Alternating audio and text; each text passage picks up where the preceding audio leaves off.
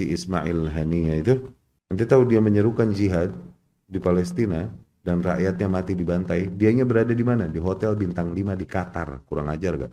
Kurang ajar si Ismail Haniyah. Rofidoh. Oke, ular. Mereka teriak-teriak jihad dan nyebarkan penderitaan rakyat Palestina dengan video-video yang ada nih untuk meraup keuntungan untuk mereka. Itu kan arahnya kan, ketika antum mengatakan bahwa Ismail Haniyah ini adalah Rafidhah, Syiah Rafidhah, artinya antum sedang memberikan narasi bahwa memang Hamas itu Syiah. Ya, karena itu pertanyaan yang banyak saya terima, bahwa Hamas itu Syiah karena dukungan dari Iran gitu kan. Bismillahirrahmanirrahim. Assalamualaikum warahmatullahi wabarakatuh. Alhamdulillah wassalatu wassalamu ala Rasulillah. Teman-teman, kembali lagi bersama saya Muhammad Hussein di Gaza, Palestina. Hari ke-9 sejak agresi Israel ke Gaza dimulai. Jumlah korban sudah mencapai 2.500 korban jiwa ya. Mayoritas sipil, wanita dan anak-anak. Sementara korban luka ini sudah tembus angka 10.000. Dan ini akan terus bertambah karena seperti yang saya sampaikan, masih banyak korban baik jiwa maupun korban luka yang masih tertimbun di puing-puing reruntuhan. Saya resah sekali dengan banyaknya tokoh-tokoh di Indonesia yang dengan entengnya, dengan ringannya menuduh macam-macam kepada para pejuang di Gaza, para tokoh-tokoh Hamas ya. Saya di sini bukan sebagai seorang simpatisan Hamas, tidak. Saya seorang aktivis kemanusiaan yang berusaha netral, senetral-netralnya. Saya tidak mau menyempitkan perjuangan saya pada satu kelompok tertentu, ya, entah itu ormas atau orpol atau bahkan gerakan perlawanan tertentu misalnya kan. Tapi masalahnya tokoh-tokoh ini mereka memiliki umat yang banyak, mereka memiliki panggung yang luas, ya. Dan mereka ini mengklaim dirinya sebagai pendakwah. Salah satunya video ini, antum perhatikan ya. Kan yang sampai kepada tampuk kekuasaan di Filistin ini Hamas kan ya sekarang nih. Allah alam, kelompok-kelompok ini kelompok yang jauh dari hidayah. Kelompok-kelompok yang menjual nama Islam, justru menjual darah Palestina untuk mencari darah rakyat Palestina untuk mencari keuntungan sendiri. Oke? Hamas ini keluarnya si Ismail Haniyah itu. Nanti tahu dia menyerukan jihad di Palestina dan rakyatnya mati dibantai. Dianya berada di mana? Di hotel bintang 5 di Qatar. Kurang ajar gak? Kurang ajar si Ismail Haniyah. Rofidoh. Oke, ular. Mereka teriak-teriak jihad dan nyebarkan penderitaan rakyat Palestina dengan video-video yang ada nih untuk meraup keuntungan untuk mereka. Karena sumbangan-sumbangan tersebut akhirnya terarahkannya ke mereka. Mereka habis panen ini dengan dibantainya para rakyat Palestina. Saya pribadi nggak pernah bertemu dengan Ustadz ini, ya, Ustadz Bejrey Barji, atau saya nggak tahu nama tepatnya. Tapi saya ingin mengingatkan, dan tidak perlu diingatkan pun, antum tahu lah Ustadz ya, bahwa semua perkataan antum itu akan dipertanggungjawabkan. Dan kalau ribuan orang itu mengaminkan informasi dari antum, terus mereka menyebarkan informasi dari antum, itu namanya dosa jariah. Saya ingin menitik beratkan pada beberapa hal di sini. Pertama, yang mengatakan bahwa orang-orang petinggi Hamas ini jauh dari hidayah. Ya, mungkin tampaknya antum ini memang pemilik hidayah ya, jadi bisa mengontrol hidayah itu dekatnya dengan siapa, jauh dari siapa. Luar biasa. Itu yang pertama, saya sangat keberatan. Hidayah itu hanya datang dari Allah Subhanahu wa taala dan bukan kita. Kita nggak punya hak sama sekali mengatakan orang ini jauh, orang ini dekat. Apalagi kalau kita tidak memahami siapa orang kita kritisi gitu loh. Antum ketika mengatakan orang-orang Hamas ini jauh dari hidayah, apakah antum pernah misalnya ke Gaza, bertemu para pejabat-pejabat Hamas, atau yang suka ke Indonesia deh, ngobrol dulu, ya, bicara dulu face to face dari hati ke hati, ya. Tapi antum berani langsung menjudge mereka itu orang-orang yang jauh dari hidayah. Kedua, antum jelas mengatakan bahwa Ismail Haniyah ini Rafidhah. Jadi masya Allah ya, Ustadz Ismail Haniyah ini seorang hafiz 30 juz dan pengorbanannya luar biasa.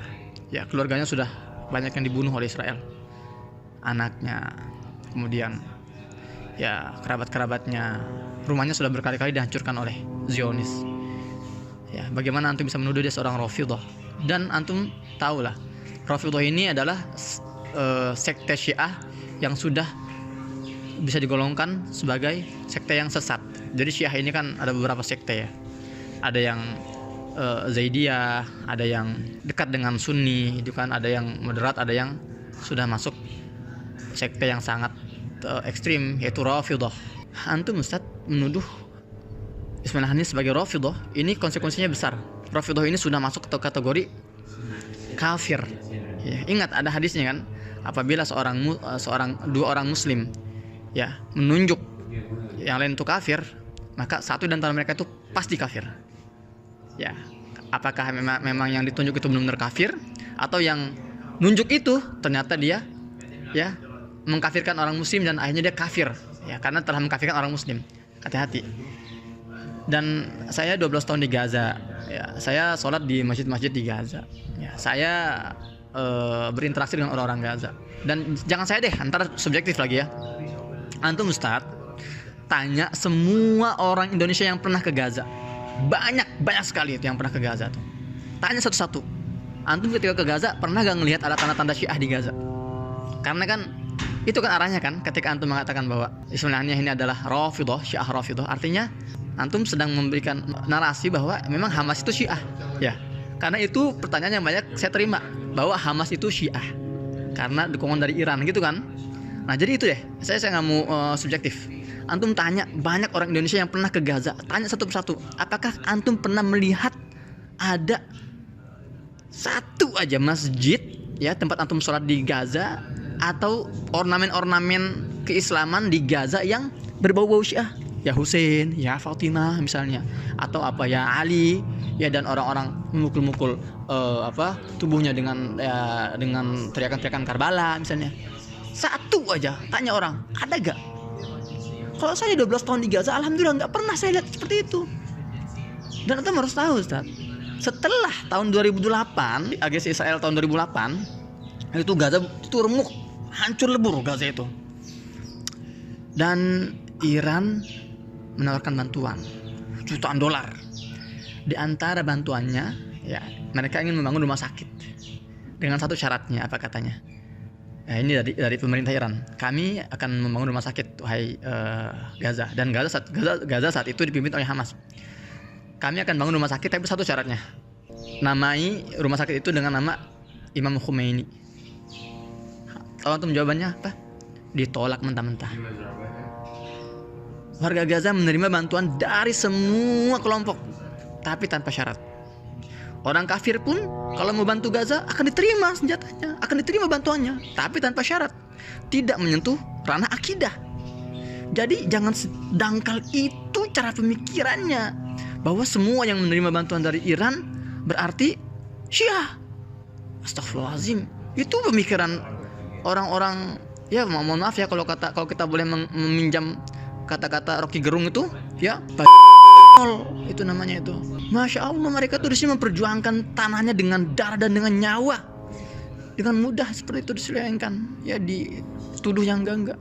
Tahun 2012 ada rombongan dari Indonesia, delegasi Indonesia. Di antaranya ada seorang wartawan, jurnalis ya, jurnalis Hidayatullah, dia teman saya juga. Nah, dia nanya ke saya, jadi di Gaza ini ya, asal antum tahu, ada sebuah gerakan perlawanan yang lebih dekat dengan Iran dibandingkan Hamas, namanya Jihad Islami.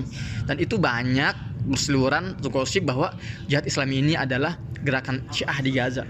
Nah, wartawan anak muda, jurnalis ini datang ke saya, nanya, Mas Husein, benar gak sih bahwa Jihad Islami ini afiliasinya ke Iran Syiah gitu ya? Apakah benar Jihad Islami itu ideologinya atau akidahnya Syiah? Dan saya bukan tipe-tipe orang yang senang menjawab langsung ya, secara subjektif enggak. Saya bilang apa? Oke, kamu akan saya pertemukan langsung dengan juru bicara resmi Jihad Islami, namanya Khalid Al-Batash. Seneng dia, saya bawa ke rumahnya karena saya punya akses ya ke beberapa petinggi-petinggi. Wawancaralah dia, si pemuda ini, jurnalis muda Indonesia ini, dengan petinggi Jihad Islami. To the point dia, apakah Anda ini Syiah karena Anda sangat dekat dengan Iran? Apa jawaban juru bicara Jihad Islam ini? Dia bilang apa? Wahai saudaraku, kami ini Ahlus Sunnah wal Jamaah, mazhab kami Syafi'i. Jangan lupa, Imam Syafi'i itu lahir di Gaza, tempat kami, dan kami itu Ahlus Sunnah. Nah, kalau masalah kita menerima bantuan dari Iran, jangankan orang Syiah, dari orang kafir pun kita akan terima bantuannya. Siapapun latar belakangnya apapun latar belakangnya, ya, agamanya, etnisnya, rasnya, selama mereka mendekat dengan kami untuk membantu kami berjuang membebaskan negara kami akan rangkul. Nah, dan siapapun, sekalipun itu umat muslim yang ngaku paling sunnah, umroh puluhan kali, haji ratusan kali, jenggotnya panjang, ya, jiratnya hitam, tapi kalau dia tidak membantu kami, enggan membantu kami, alergi dengan kami, dan tidak mau membantu kami memperjuangkan Palestina, ya kami nggak akan minta-minta mengemis-ngemis. Untuk apa? Kami nggak butuh orang seperti mereka. Itu kata juru bicara itu. Jadi patokannya bukan agama atau bukan akidah, enggak. Pokoknya siapa yang mau membantu membebaskan Palestina, kami akan rangkul, kami akan terima bantuannya, terlepas niatan mereka di belakangnya itu apa, agenda mereka itu apa. Tapi yang pasti ketika kami menerima bantuan itu tanpa persyaratan, itu tanpa kondisi. Pokoknya kalian membantu, kami terima, tapi jangan ada persyaratan apapun. Seperti itu. Dan terakhir, antum bilang bahwa Ismail Haniyah ini menyuruh warganya untuk jihad sementara dia di Qatar, ya, di hotel bintang 5. Antum ini nggak tahu bagaimana terancamnya Ismail Haniyah dan para petinggi-petinggi Gaza di Gaza. Di peperangan manapun, pertempuran manapun di dunia ini, panglima perang itu, raja itu di belakang, nggak di depan, di baris pertama. Kenapa? Karena kalau seorang raja itu tumbang, kalah, panglima kalah semua. Itu cara berpikirnya. Jadi para petinggi-petinggi Hamas itu mereka tinggal di Qatar itu bukan karena mereka ingin menghindar, takut dibunuh, bukan. Karena mereka mendapatkan fasilitas untuk keamanan lebih. Begitu. Kalau semuanya berada di Gaza, ya sudah. Gimana mereka koordinasi dengan dunia luar? Siapa yang akan bernegosiasi diplomasi dengan negara-negara yang pro terhadap Palestina? Siapa yang akan duduk dengan misalnya Erdogan, duduk dengan bin Salman? Siapa? Ente mewakili orang Hamas? Ya, enggak gitu cara berpikirnya, gitu loh. Jadi mereka bukan bersembunyi, tapi mereka mengontrol dari jarak jauh karena di Gaza ini nggak aman untuk mereka. Ya, dan mereka memiliki pengaruh. Mereka memiliki kemampuan untuk menjaga semangat ya, para pejuang di sini. Dan orang-orang Gaza nggak ada yang keberatan masalah itu. Seperti itu, teman-teman. Dan ini juga ada kaitan dengan kenapa para pejuang Gaza ini dia ofensif kali ini. Ya, ada yang nanya, ada yang sering nanya, apakah ini adalah false flag? Itu sudah saya jelaskan. Nah, tapi ada yang nanya, ada yang gini seperti ini teorinya. Hamas gegabah karena nyerang duluan. Sekarang akhirnya resikonya atau dampaknya pembantaian besar-besaran. Ini ada kaitannya dengan poin kenapa para petinggi-petinggi Hamas itu ada di luar. Ya, itu akan saya bahas insyaallah di pertemuan selanjutnya. Ya, baik, demikian karena ini suaranya juga mengerikan sekali ini. Suara drone di atas langit dan mertua saya bilang masuk ke dalam, khawatir jadi target. Kita akan jumpa insyaallah di konten selanjutnya bersama saya Muhammad Hussein di Gaza Palestina. Assalamualaikum warahmatullahi wabarakatuh.